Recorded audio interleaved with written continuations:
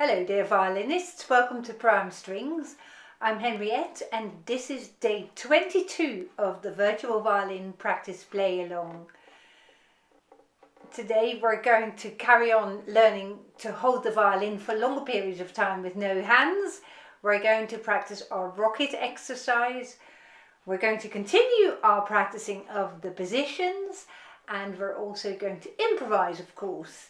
So let's get all your things together and let's get started.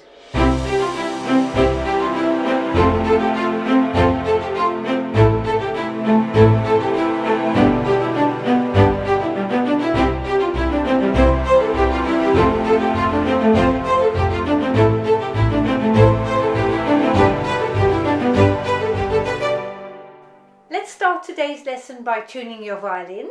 Here is your A.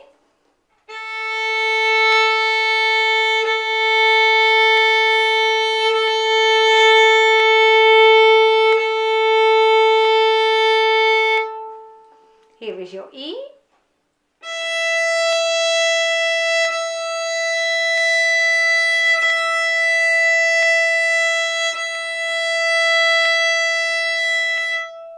Your D string.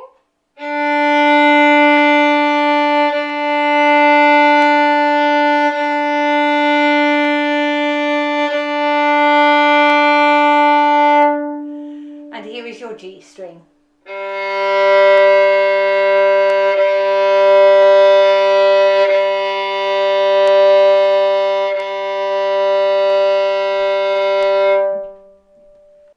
Now let's practice our double stops.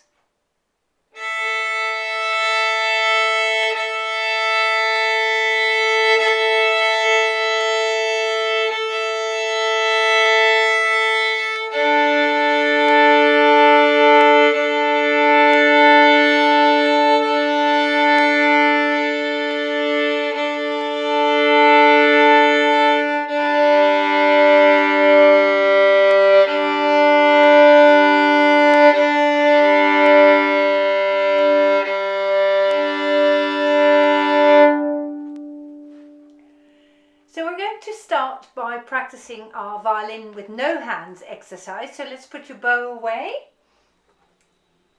And we're going to find that little button here again and stick it into your neck, that little dent there, and then slide the violin over your collarbone to the side so that your jaw is on the chin rest here and your violin's really close to your ear. Let's see if you can wriggle it into a comfortable position here. And now let's see if we can hold it without holding it with our hands. And we're going to count back from 10 to 0. Are you ready? 10, 9, 8, 7, 6, 5, 4, 3, 2, 1, 1, 1, 0. Wow, that was very, very good. So give your neck a little bit of a stretch. Let's shake some no and shake some yes. So we stretch those neck muscles. Just give your shoulders a nice circle as well, so they are nice and relaxed too. And then we're putting our violin up on our shoulders again. Make sure it's comfortable and it's nice and on the side, so we don't want this sort of thing to happen, do we? So on your side. Now let's see if you can clap your hands in front. Clap your hands behind your back.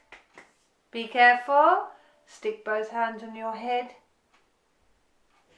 And touch both knees. Awesome, what a good exercise. Very good. And all that time, every time you practice it, your neck muscles gain in strength, so that will become easier. Let's pick up your bow now. And we're going to practice the rocket today. The rocket, I'll show you how it goes. We're starting here on the E string, right at the point of the bow. making sure that you're stretching your arm forwards, and then we're starting making some smoke, and then we'll count down. 3, 2, 1, and you go up. And then as you go up, very slowly, follow through with your fingers in the air. So your fingers are bent in the air. So let's do that again, shall we? Push your bow arm straight, so we're not here, but we're there with your arm. Give it a little bit of a shake. 3, 2, 1. Up you go. And bend your fingers in the air. Now my thumb is also bent in the air. Can you see that? So when all my fingers are bent, my thumb is also bent. So let's practice that again. Is your bow straight? 3, 2, 1, and up you go. And follow through in the air like that. And that is such a useful exercise when you do that. We've done this bow exercise, of course, and this is a little variation on it, but that is very good for your bow hand. Now, thinking about the left hand, we have started our position changing exercise, and we're going to do a little bit more of that today. So let's give your elbow a really good swing just to make sure that we warm up your shoulder and your arm. Okay, and we're going to swing and slide at the same time. So just refreshing your memory there, we're swinging your elbow out, sliding your finger up, now pushing your elbow further under and slide back. So this will become quite a nice smooth movement. I'm going to a random place now with my fingers, and we're going to fine tune that in a second, but just get the hang of this movement again. And then we know for sure that you've got a really nice and relaxed left hand under and swing back. Now I'll show you how we're playing this.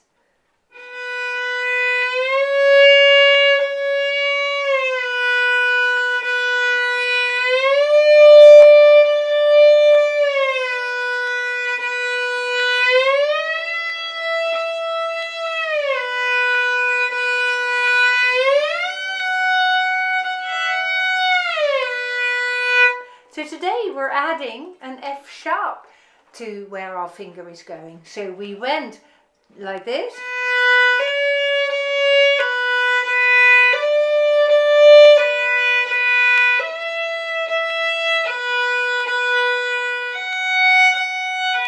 So that is what it's going to sound like. But we're not playing it on 2 strings. We're playing it with 1 finger on 1 string, just on the A string. Shall we play that together? So, let's have your bow at the heel of the bow, and now swing your elbow out, and now play. Push your elbow under, swing back, swing out.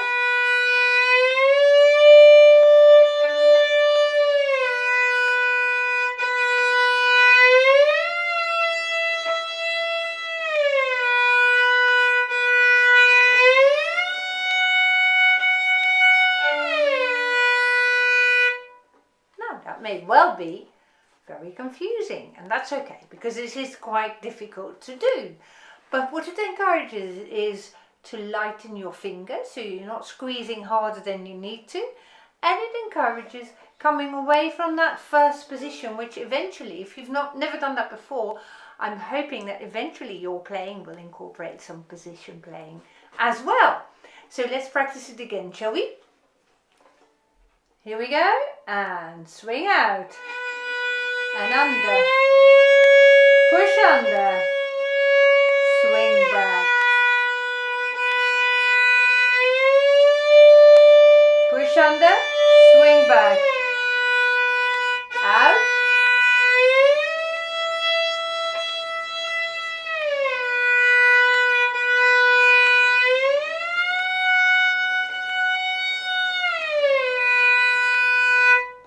awesome. And you'll find that every day when you practice this, you'll gain an experience, and you might be able to add an extra note. So well done for sticking with me and for trying this with all of us.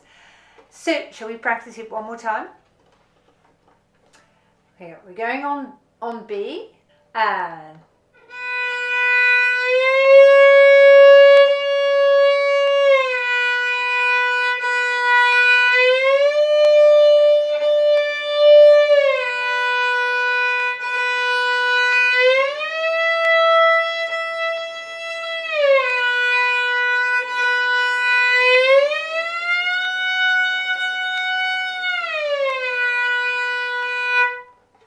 you've perhaps noticed that I'm sliding my finger really slowly. And when you slide your finger really slowly, it increases the feel for the fingerboard. And this is an important aspect of violin playing, is that you create maybe a mental image or some muscle memory here in your fingers of what the fingerboard is like and how far each distance between each finger is exactly like. So that is what we're practicing when we're going very, very slowly. Would you join me one more time? Here we go. And swing out.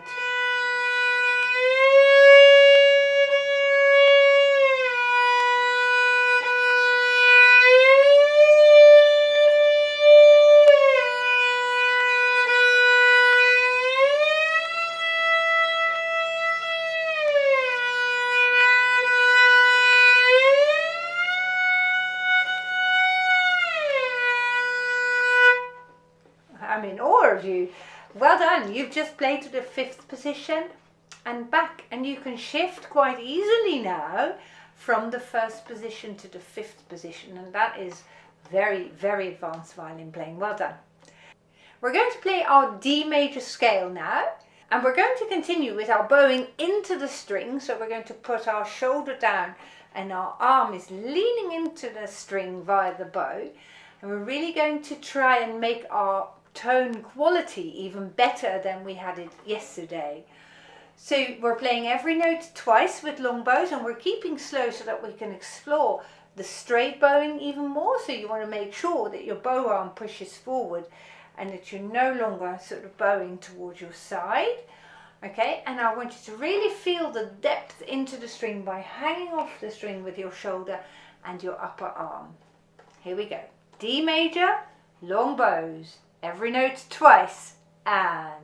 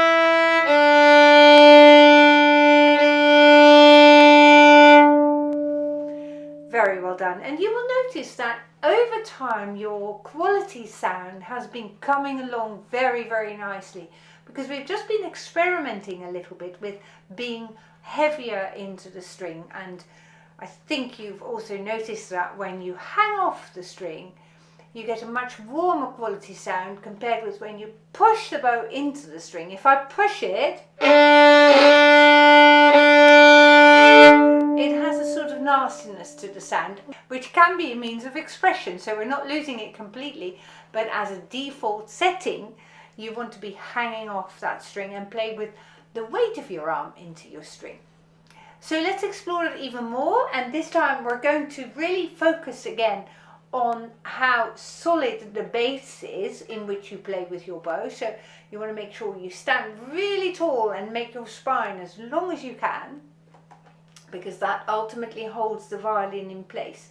And I'm not saying you should be stiff, because your legs should be flexible and your knees not locked, but you have to have a good base for that bow to play into, you see. So if we keep pushing it away like that, then we're never getting that solid sound. So let's play the D arpeggio, really focusing on the supporting the bow. And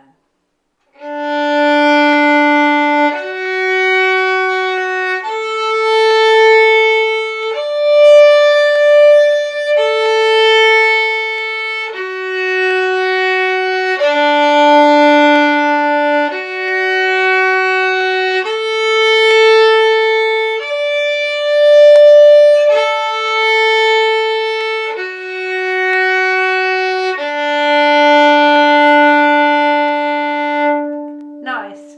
Now this time, make yourself a little bit taller. Okay, make yourself as tall as you can without standing on your tippy toes, of course. But stretch your spine up to the ceiling. Here we go, and...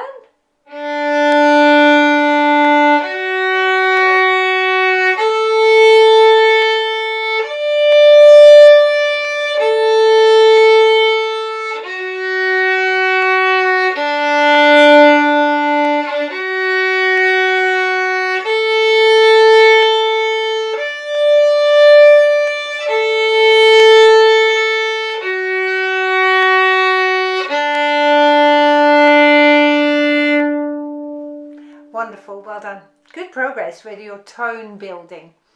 Now it's time for our improvisation now. And today we're going to do some shorter improvisations again. And we're going to follow them one after another a little bit more quickly. And we're going to listen very carefully to which key we're playing in. And it can be one of three keys. It can be either in G major, in D major, or in A major. So listen very carefully which key we are playing in, and I'm going to leave you your own choice again, whether you copy me or whether you find your own improvisation. Each improvisation is going to be 4 counts long. Here we go.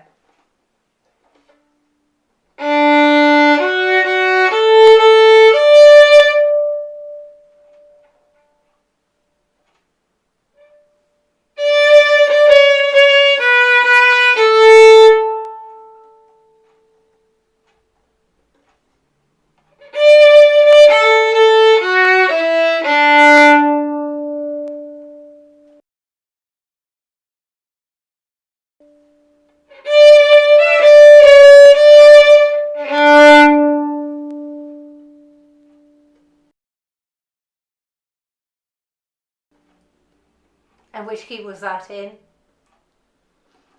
And I'm really hoping you said D major. Good, we'll do a different one. So which key are we in now?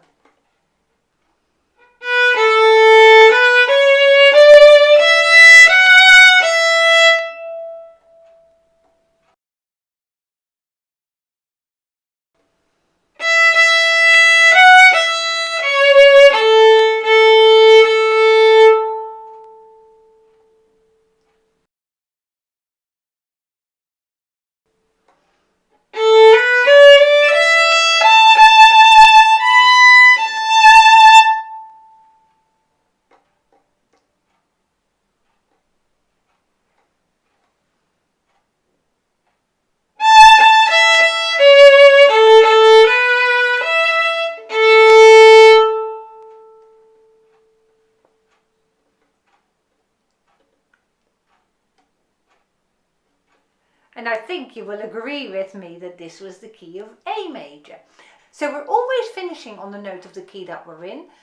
We're sometimes starting, or I would almost be inclined to say often starting on the tonic as well, so the note that lends the key its name, but not always. It doesn't always have to be starting on the name of the scale. Let's have another go, shall we?